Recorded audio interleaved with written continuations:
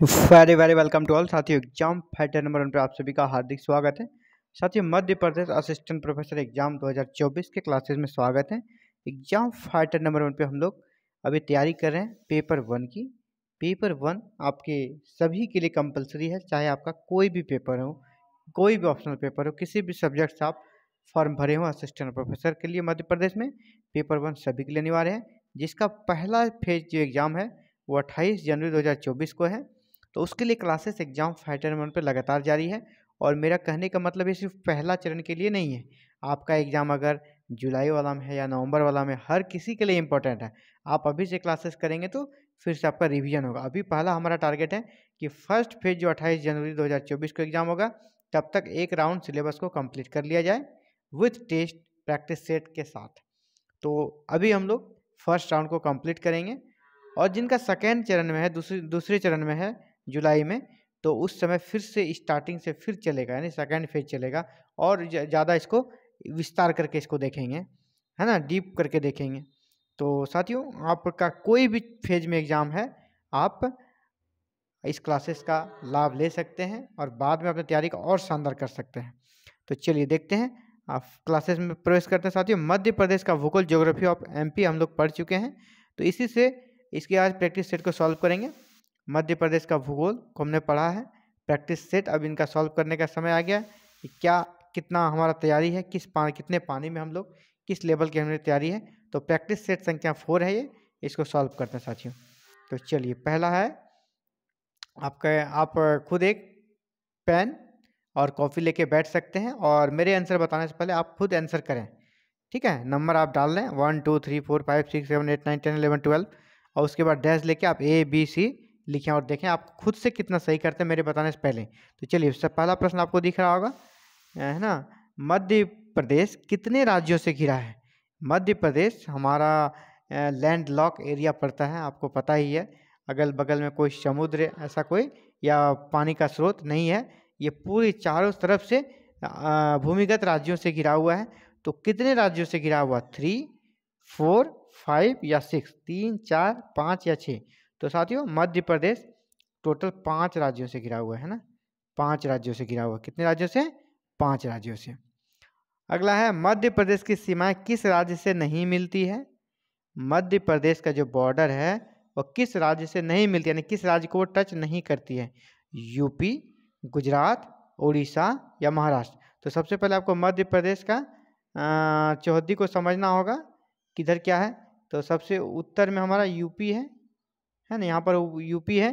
पूरब में छत्तीसगढ़ है, CH कर देते हैं इसको, छत्तीसगढ़।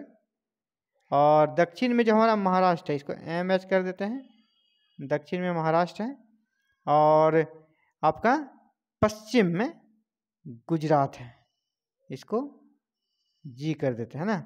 तो उत्तर में हो गया यूपी, दक्षिण में महाराष्ट्र, पूरब में छत्तीसगढ़ और पश्चिम में गुजरात।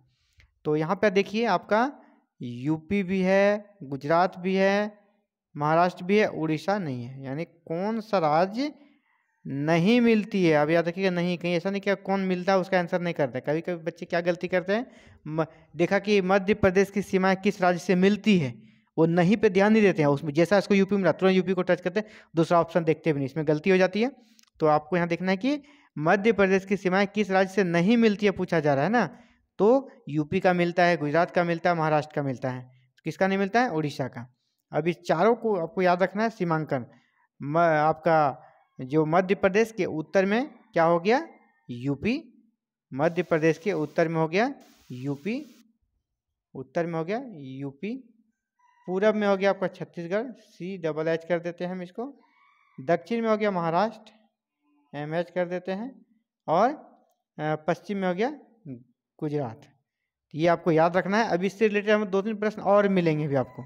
चलिए आगे बढ़ते हैं। मध्य प्रदेश की सीमा निम्न में से किस राज्य से मिलती है? अब पूछा जा रहा है किससे मिलती है ना। थोड़ा इसको चेंज किए हम कि पहला तो नहीं मिलती, अब किस राज्य से मिलती है सीमा, यानी बॉर्डर में कौन सा राज्य टच करता है मध्य प्रदेश को। अभी हम लोगों ने बॉर्डर को देखा है, तो पंजाब नहीं था, केरल भी नहीं था, महाराष्ट्र था, बंगाल नहीं था। यानी मध्य प्रदेश की सीमा किस राज्य से मिलती है? तो महाराष्ट्र से मिलती है। और महाराष्ट्र किधर है मध्य प्रदेश का? दक्षिण में, साउथ में। अगला है 4 नंबर, मध्य प्रदेश के दक्षिण में कौन सा राज्य है? अभी हम लोगों ने डिस्कस ही किया और प्रश्न मिल गया आपको। मध्य प्रदेश के दक्षिण में कौन सा राज्य है? राजस्थान, गुजरात, छत्तीसगढ़ या महाराष्ट्र? तो उत्तर में क्या हो गया? उत्तर में यूपी है, उत्तर में यूपी है ना। दक्षिण में हमारा महाराष्ट्र है, पूरब में छत्तीसगढ़ है और पश्चिम में गुजरात है। तो दक्षिण में क्या हो गया? महाराष्ट्र। तो मध्य प्रदेश के दक्षिण में कौन सा राज्य है? महाराष्ट्र। डी नंबर आपका राइट आंसर होगा। चलिए आगे बढ़ते हैं। मध्य प्रदेश के कितने जिले राजस्थान को छूते हैं? जैसा सीमांकन का इलाका है, दोनों राज्यों की सीमाएं मिलती है, तो निश्चित ही उनके जिले एक दूसरे से टच करते हैं। तो जो पड़ोसी राज्य हैं उनके जिले भी मध्य प्रदेश से टच करते हैं, उनके जिले को छूते हैं।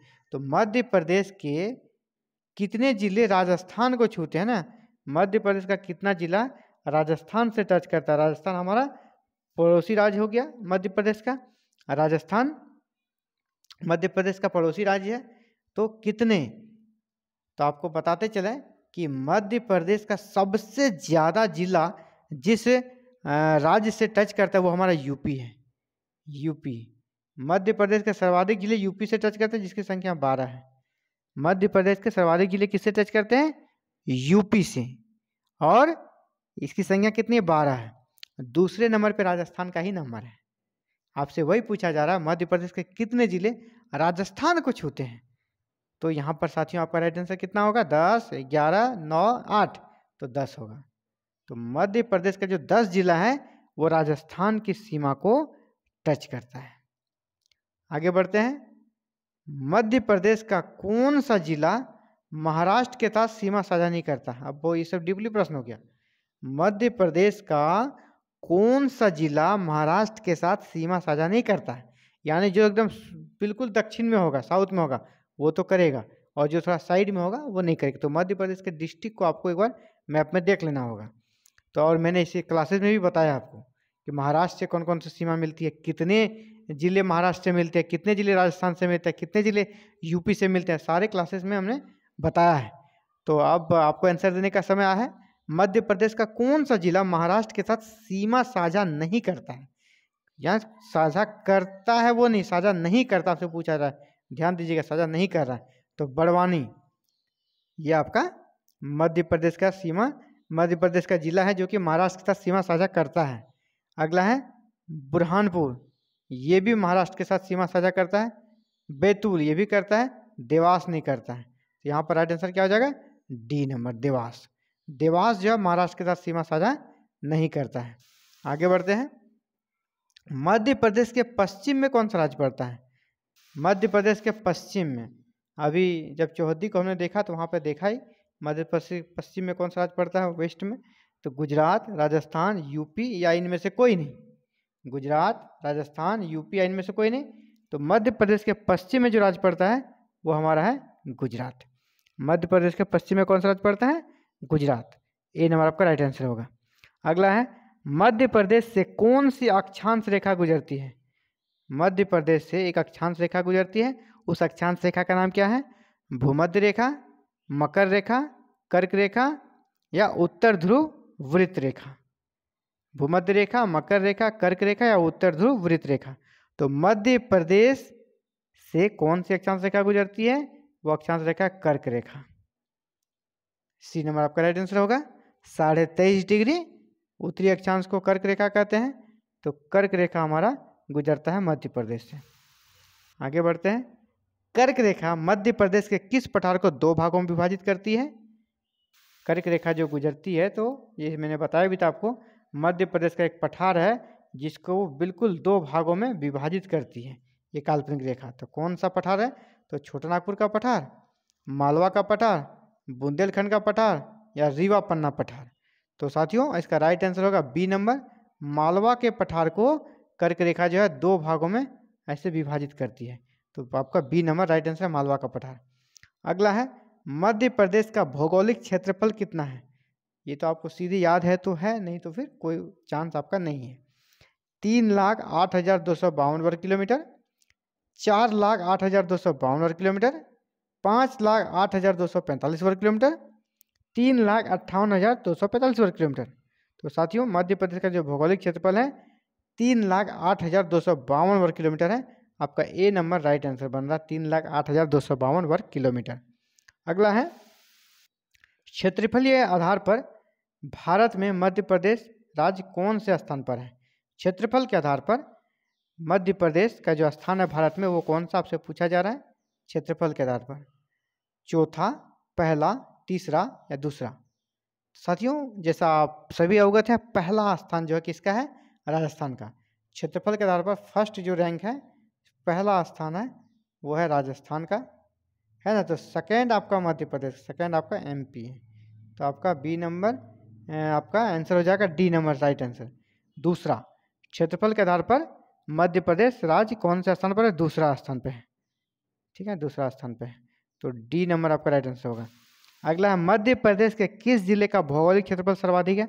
अब मध्य प्रदेश में जितने डिस्ट्रिक्ट है उसमें सबसे ज़्यादा क्षेत्रफल किस डिस्ट्रिक्ट का है ये पूछा जा रहा है। मध्य प्रदेश के जिलों में मंडला, छिंदवाड़ा, सिवनी, जबलपुर। तो साथियों मध्य प्रदेश में सबसे ज़्यादा जो भौगोलिक क्षेत्रफल है वो है छिंदवाड़ा का। तो बी नंबर आपका यहाँ पर राइट आंसर होगा। तो ये 12 क्वेश्चन थे इस प्रैक्टिस सेट में।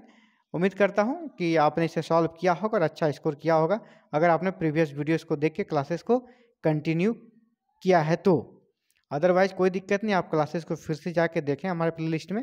एमपी असिस्टेंट प्रोफेसर पेपर 1 को टाइप करेंगे, प्लेलिस्ट आपको खुल जाएगा। प्लेलिस्ट से जाकर आप सारे ज्योग्राफी की क्लासेस को देखें, हिस्ट्री की क्लासेस को देखें, और उसके बाद टेस्ट प्रैक्टिस सेट भी अवेलेबल है, वहाँ पे जाके अटैम्प्ट कर देखें कितना आप स्कोर करते हैं। Thank you very very much for watching this video और connecting to exam fighter number 1। साथियों आप भी चाहते हैं एमपी असिस्टेंट प्रोफेसर पेपर 1 की कंप्लीट तैयारी करें, बिल्कुल यूनिट वाइज तैयारी करें, अकॉर्डिंग सिलेबस तैयारी करें, तो आप हमारे साथ जुड़कर बिल्कुल फ्री में तैयारी कर सकते हैं। बस इसके लिए आपको करना है चैनल को सब्सक्राइब, बेल आइकन को प्रेस और ऑल बटन को क्लिक, ताकि आने वाली नेक्स्ट क्लासेस की वीडियो अपलोड होते ही आपको नोटिफिकेशन मिल जाए। यहाँ इस प्रकार की क्लासेस की वीडियो हर दिन अपलोड की जा रही है, बड़े ही शानदार तरीके से आपकी तैयारी हो जाएगी, आपको पता भी नहीं चलेगा। Thank you very very much.